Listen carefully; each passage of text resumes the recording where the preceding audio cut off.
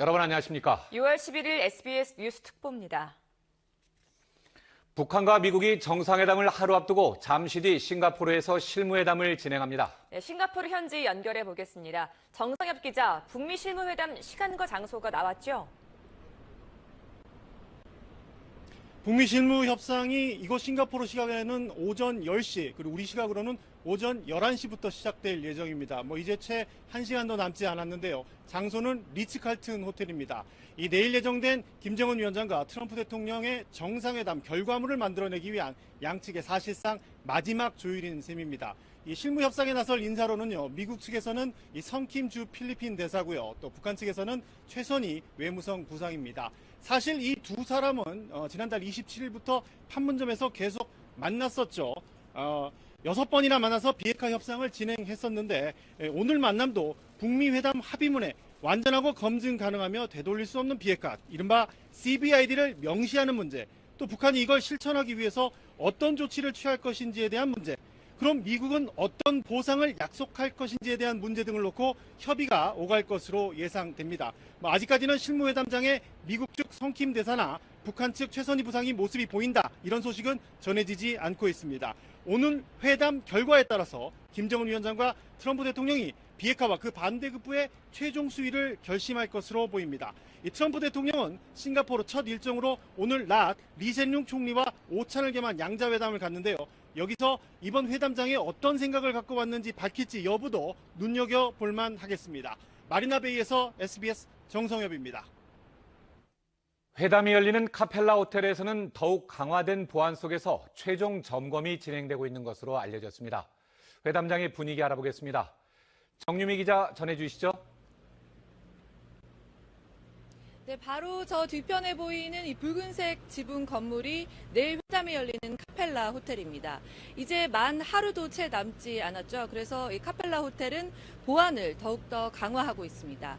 제가 서 있는 이곳은 이 싱가포르 측이 이런 중계 방송을 위해서 따로 미리 신청을 받아 허가를 내준 지역이라 그나마 이 정도로 이 접근이 가능한 겁니다. 현재 호텔 내부에서는 이 시간대별 예상 시나리오에 따라서 이 막바지 점검이 이뤄지고 있을 걸로 보이는데요. 하지만 워낙 철저한 보안 속에서 진행되다 보니 별다른 움직임은 감지되지 않고 있습니다. 여기서는 이 트럼프 대통령과 김정은 위원장이 회담을 마치고 함께 산책을 할 가능성도 있는 카펠라 호텔 전용 해변도 내려다 보입니다. 카펠라 호텔은 현재 일반인은 식당이든 어디든 어떤 이유라도 출입이 불가능하고요. 호텔 주변에는 높은 가림막까지 쳐졌습니다. 호텔 주변은 시간이 지날수록 이렇게 점차 긴장감이 높아지고 있지만 센토사 섬 다른 곳은 관광객들의 출입이 평소와 다름없이 진행되고 있습니다. 회담 당일, 회담이 이루어지는 시간에도 섬 출입이 허용되는데 다만 평소보다 훨씬 강화된 보안 검사가 진행될 예정이라고 합니다. 지금까지 카펠라 호텔 앞에서 SBS 정유미입니다. 북한의 매체들도 오늘 일제히 김정은 위원장이 북미 정상회담 참석차 싱가포르를 방문했다는 소식을 보도했습니다. 보도에 류란 기자입니다. 조선중앙TV를 비롯한 북한 매체들이 오늘 김정은 국무위원장이 북미 정상회담을 위해 싱가포르로 출국한 소식을 일제히 보도했습니다. 김 위원장의 싱가포르 도착 하루 뒤에 나온 보도입니다. 미 합중국 대통령과의 역사적인 첫 상봉과 회담을 위하여 평양을 출발하셨습니다. 북한 매체들은 김 위원장이 어제 오전 중국 전용기로 평양을 출발했다며 트럼프 대통령과 회담이 내일 오전 진행될 것이라는 등 김 위원장의 동선과 향후 일정을 비교적 상세히 밝혔습니다. 정상회담 의제도 보도했습니다. 김 위원장이 이번 북미 정상회담에서 달라진 시대적 요구에 맞게 새로운 북미 관계를 수립할 것이라고 설명했습니다. 또 비핵화 실현을 위한 심도 있는 의견이 교환될 것이며 한반도의 항구적이며 공고한 평화체제를 구축하기 위한 문제를 다룰 것이라고 덧붙였습니다. 중앙통신은 공항 환송식에 나온 북한 간부들이 김 위원장에게 훌륭한 성과를 거두고 돌아오시기를 축원했다며 이번 회담에 대한 기대감도 표시했습니다. 노동당 기관지인 노동신문도 에어차이나가 써진 중국 전용기에서 내린 김 위원장의 사진을 게재하며 회담 소식을 알렸습니다. SBS 유라입니다. 싱가포르 창의공항에 도착한 김정은 위원장은 북한 체제의 상징인 인민복 차림으로 비행기에서 내렸습니다. 비행기에서 내리자마자 싱가포르 외무장관과 악수를 하며 서방 외교 무대에 첫 발을 내딛었습니다. 정경임 기자가 보도합니다.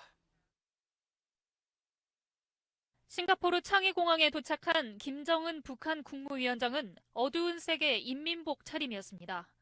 남북 정상회담 또 중국을 방문할 때처럼 국제무대에서 자주 입는 복장입니다. 김 위원장은 비행기 탑승 계단 아래서 기다리고 있던 발라크리시난 싱가포르 외무장관과 악수하며 환한 미소를 지었습니다. 발라크리시난 장관은 김 위원장이 공항을 빠져나간 직후 SNS에 사진을 공개하며 환영한다고 밝혔습니다.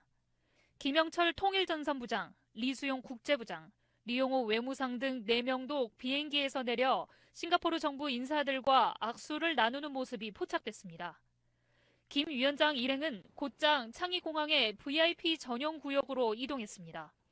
그리고 30여 분 뒤 전용 차량을 타고 20여 대의 경호 차량과 함께 공항을 빠져나가 숙소인 세인트리지스 호텔로 향했습니다. 동생인 김여정 당 제1부부장은 1시간 뒤쯤 도착한 김 위원장의 전용기 참매 1호를 타고 온 것으로 보인다고 현지 언론은 전했습니다. SBS 정경윤입니다.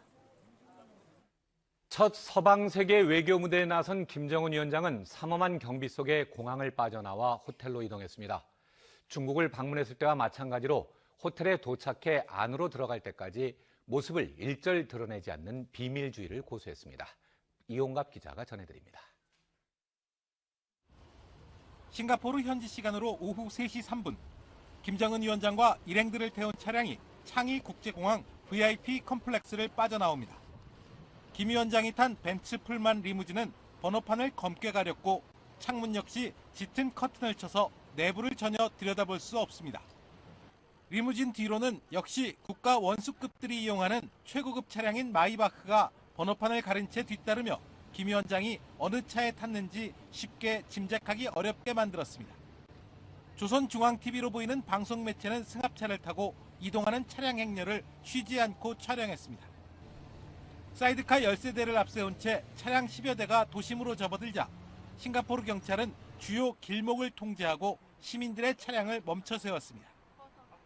숙소인 세인트리지스 호텔에 김 위원장 차량이 도착하자마자 경호원 수십 명이 차량을 에워쌌습니다. 삼엄한 경비와 김 위원장의 비밀주의가 엿보이는 대목입니다. 김 위원장의 모습을 포착하려고 취재진들이 곳곳에 포진해 있었지만 김 위원장은 끝내 모습을 드러내지 않고 호텔 안으로 사라졌습니다. SBS 이홍갑입니다. 청와대는 남관표 안보실 2차장을 싱가포르 현지에 파견해 현장 대응 체제에 들어갔습니다. 문재인 대통령은 외부 행사 참석을 모두 거른 채 싱가포르 상황을 직접 챙겼습니다. 보도에 남승무 기자입니다. 트럼프 대통령과 김정은 국무위원장 도착에 맞춰 청와대도 싱가포르 현지 대응팀 가동에 착수했습니다. 정부 합동 지원단을 이끌고 출국한 남관표 청와대 국가안보실 2차장이 현장 상황 보고와 유사시 대응을 맡습니다. 즉각 대처할 수 있도록 항상 대응 체제를 유지하도록 하겠습니다. 지금 실무진 간에는 긴밀한 지금 사전적 협조가 진행되고 있습니다. 문재인 대통령은 60민주항쟁 기념식 참석도 거른 채 청와대에서 북미 회담을 챙기는 데 집중했습니다. 청와대 고위 관계자는 북미 정상이 회담 성공에 대한 의지가 강하다며 긍정적 결과를 기대한다고 밝혔습니다. 오늘부터는 국제사회에 우리 정부 입장을 알리기 위한 여론전도 본격화됩니다. 싱가포르 현지에 정부 차원의 별도 프레스센터를 열어 우리 입장을 담은 북미 회담 관련 정보를 내외신 기자들에게 제공할 예정입니다. 이를 위해 청와대 홍보기획비서관과 해외 언론 비서관을 현지로 보냈습니다. 우리가 회담 당사국이 아닌 점을 고려하면 상당히 이례적입니다. 문 대통령의 북미 회담 참가가 어려워진 상황에서 자칫 한반도 평화 당사자인 우리가 관련 논의에서 소외되는 걸 막기 위한 조치로 풀이됩니다. SBS 남승모입니다. 싱가포르에 도착하기까지 김정은 위원장의 움직임은 그야말로 한 편의 첩보 영화 같았습니다. 무려 석 대의 비행기가 떴는데 편명과 목적지를 비행 도중에 바꾸는 연막 작전을 펼치기도 했습니다. 이세영 기자가 취재했습니다. 어제 새벽 4시 45분 가장 먼저 평양을 떠난 건 고려항공 소속 인류진 76 수송기입니다. 아침 8시 반 두 번째로 중국 고위층 전용기인 민항기 CA-122편이 평양 순안공항을 떠났습니다. 처음엔 목적지를 베이징이라고 했습니다. 그런데 1시간 뒤 갑자기 편명을 CA-61로 목적지도 싱가포르로 변경했습니다. 국내 정보당국은 이 중국 민항기에 김정은 위원장이 탔을 걸로 지목했습니다. 그로부터 1시간 뒤 이번엔 김정은 위원장 전용기 참매 1호로 추정되는 항공기가 세 번째로 평양을 떴습니다. 관제 콜사인도 항공 편명도 없었습니다.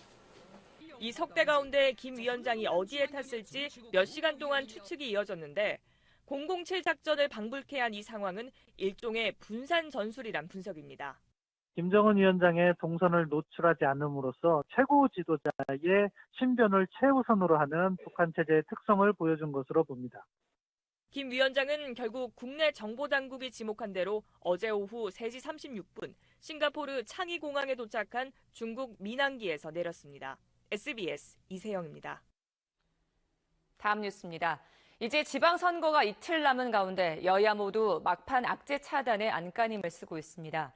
더불어민주당은 이재명 경기지사 후보의 사생활 스캔들, 자유한국당은 정태욱 의원의 지역 비하 발언 논란의 초비상입니다. 권난 기자입니다. 선거를 앞둔 마지막 주말 경기도를 찾은 민주당 지도부는 이재명 경기지사 후보